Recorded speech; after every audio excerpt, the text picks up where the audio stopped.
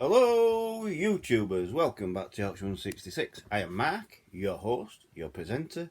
Cheaper than BBC, surely. Gotta be, Anna. So there we go. So, what are we talking about today, Doctor Who? The David Tennant years. That's what we're on about today. I think, the 10th Doctor in the new in the new series of Doctor Who, I think he's the best, in my opinion. And you know what I mean? So I'm making this video because someone feels very poorly and won't cheering up, I suppose.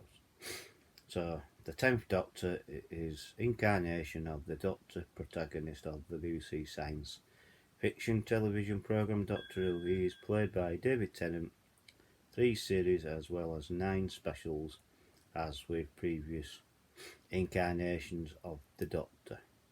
The character has also appeared in the Doctor Who spin-offs. Tennant's time as the 10th Doctor is still very popular among fans of the show and is generally regarded as one of the most iconic incarnations of the character, often ranked alongside Tom Baker's 4th Doctor. Well, that's very interesting, that, because I know David Tennant liked the Tom Baker character, and David Tennant played the Doctor his own way. There none of this sneaking in over things and things like that. But he did play it his own way. And that's what he did. He dressed in a suit and that's what he did. You know what I mean? It is, very interesting how he did it. I mean, as the series, as it evolves, I think Waters of Mars is... You can see that he being the Doctor's had the toll on him and things like that, and he's used to winning, not losing. And at the end of the Waters of Mars, he calls himself the Doctor Victorious and things like that.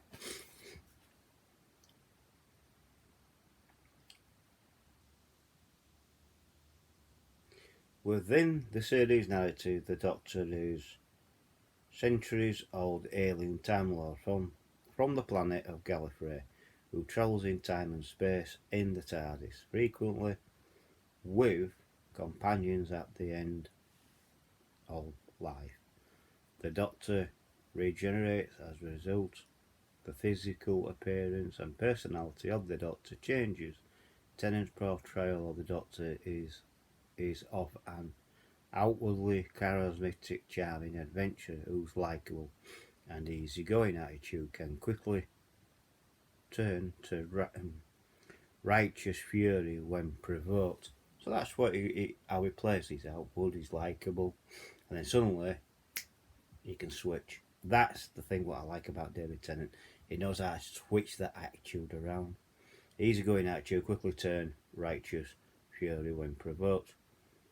This incarnation including working class shop assistant Rose Tyler, Billy Piper, medical student Martha Jones Freeman, Agman, and fiery temp worker Donna Noble, Catherine Tate. Well, that when Catherine Tate turned up in that was funny.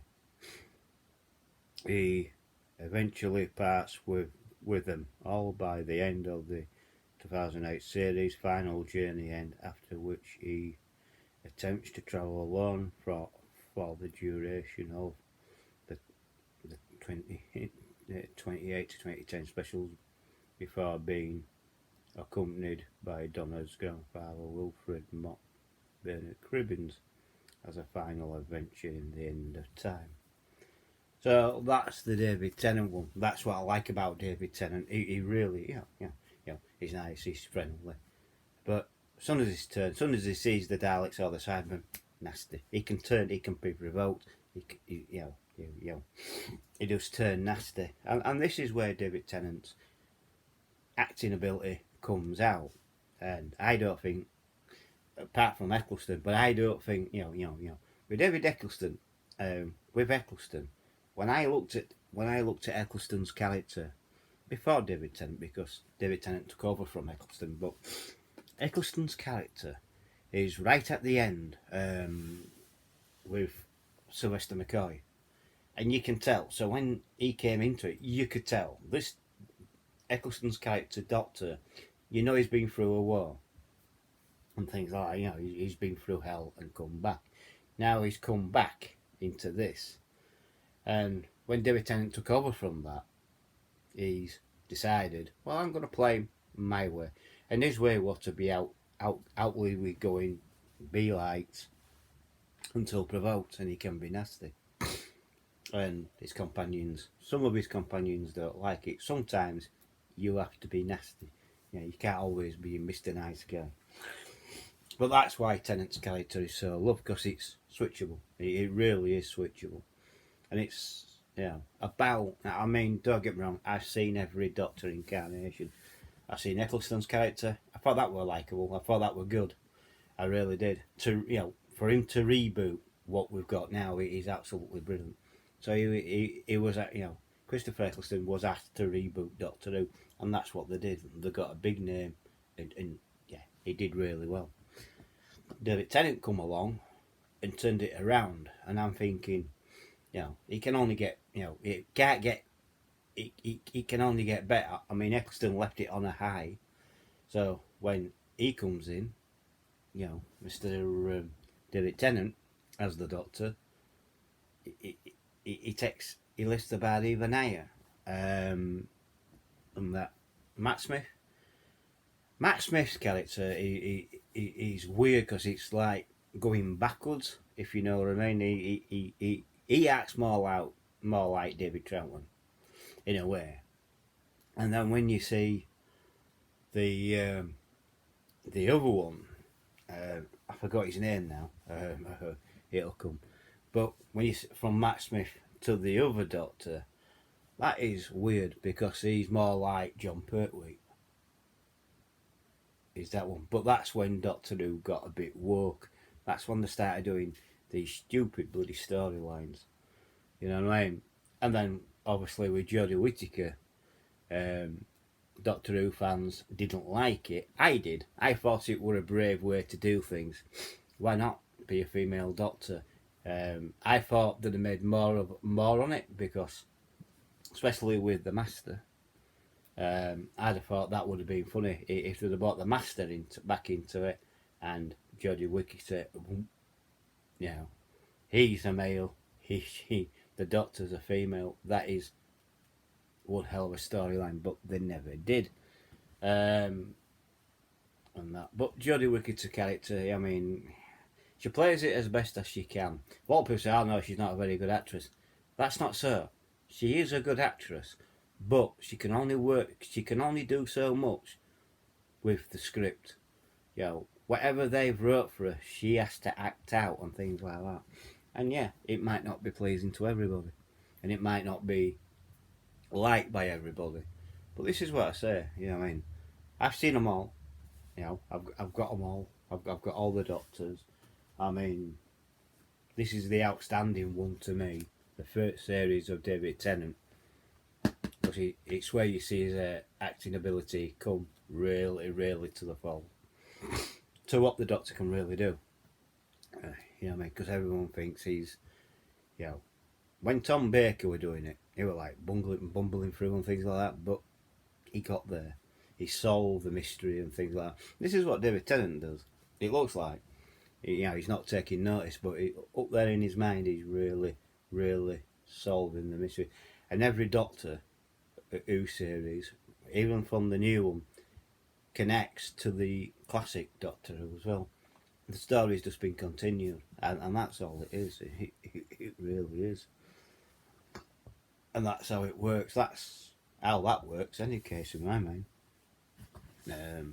Is there a bad Doctor?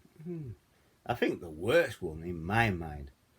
The worst Doctor in my mind? Nah, I can't think of one, really. I mean, I know Troutman did the second Doctor, I know Pertwee did the third, Tom Baker. I think Colin Baker was the worst one, I think. Colin Baker. I like Davidson when he did the fifth Doctor, but Colin Baker, definitely Colin Baker is the worst Doctor, in my opinion. But that's only mine. But David Tennant, in these new lines up, who is the worst in them? Well, I can't really say because I like them all. But my favourite is definitely David Tennant, and that's how it works. And the quality of the audience figures, shows you how much people love David Tennant and things like that. Yeah, I definitely like David Tennant. He is my favourite Doctor out of the new series. He really is. And Tom Baker will always be my Doctor from the 1970s. You know what I mean? Because that was the Doctor I connected with. You know what I mean? I didn't really see, Troutman and Pertwee. I saw back end of Pertwee. Um, I saw the last series he ever did, but I didn't really connect. And then when it changed into Tom Baker, it clicked, and yeah, I liked it. And that was my childhood really. That Doctor, and it went on from there. So the BBC have took it even further now with what they did with David Tennant and more. When they did, Peter Capaldi. That's it. Peter Capaldi is more like Pertwee with the deaf costumes and that, making him look like a clown, basically. You know what I mean? He's not where he is. If you go back to Matt Smith, you can see where he's come from. Matt Smith's character, really, he's rejuvenated from David Tennant in Matt Smith, but you can see where he's come from.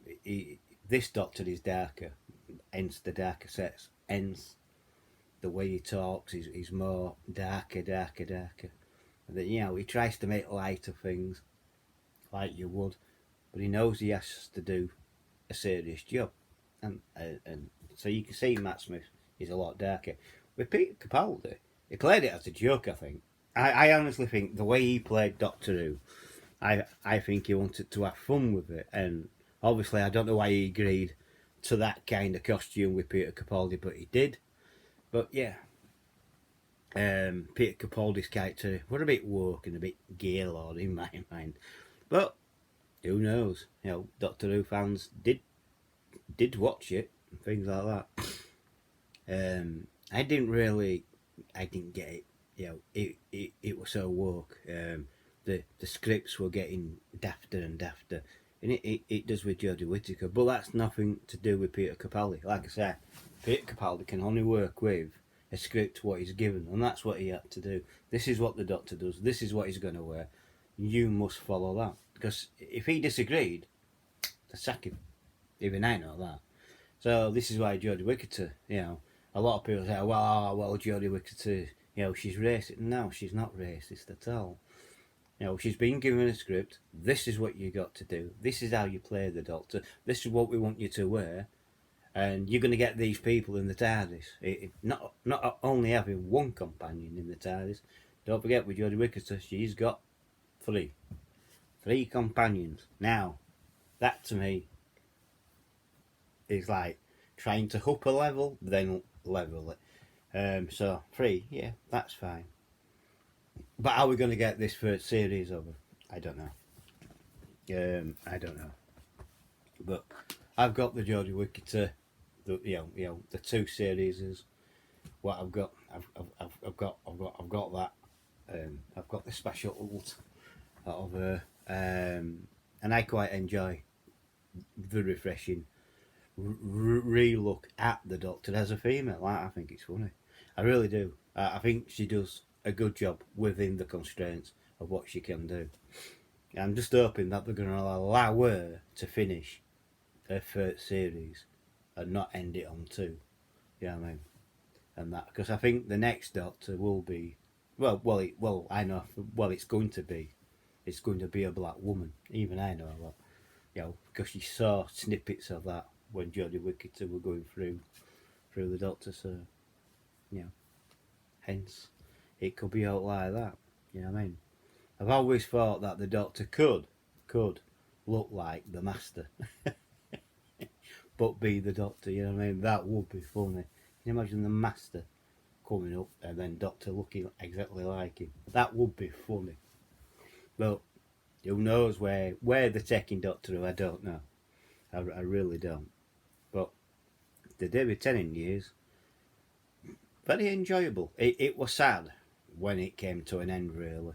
And you could see on David Tennant's face, he knew he were playing that last section of the Doctor. He were playing the last role, and he made it emotional for me. He really did.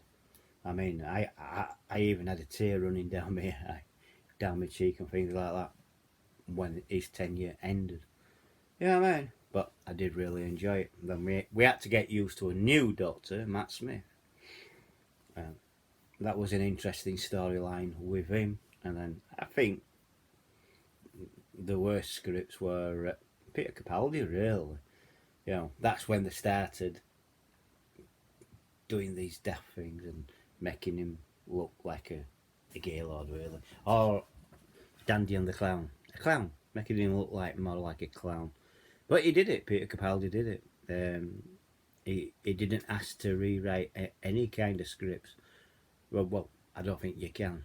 You get what you're given, and you got to do what you do. Same with Jodie Whittaker, I suppose. But I think I'm the only Doctor Who fan who likes her. None of them. I know some Doctor Who fans don't like her, but I do. I think it was a different turnaround to what they did, because we all thought the Master were going to become a female, and then the Doctor became a female. That was a good take. Her storyline, like I said, that's down to the script writers. It's not down to Jodie Whittaker's acting ability. She's a damn good actress. Yeah, I mean, if they wouldn't have chosen her, she wasn't. It's as simple as that. They've never had any bad actors doing it, just bad script writing. That's all. Right then, so I hope the person who asked for this likes this video. So if you do like the video, please give me a thumbs up. Please like the video, please subscribe if you're new. Hit the bell icon, that will let you know when I'm uploading another video. It's free to subscribe, by the way, it really is. And please, from time to time, come back. Make sure you still subscribe to me. And we'll go from there. You know what I mean? So if you make sure that you still subscribe to me, because as you know, the YouTube algorithm has this nasty habit of unsubbing people, and they don't even know. So please come back from time to time, just to make sure that you still sub to me. And also share the video, share it to Twitter, Instagram, Facebook and Bing, and also share it to your friends and family.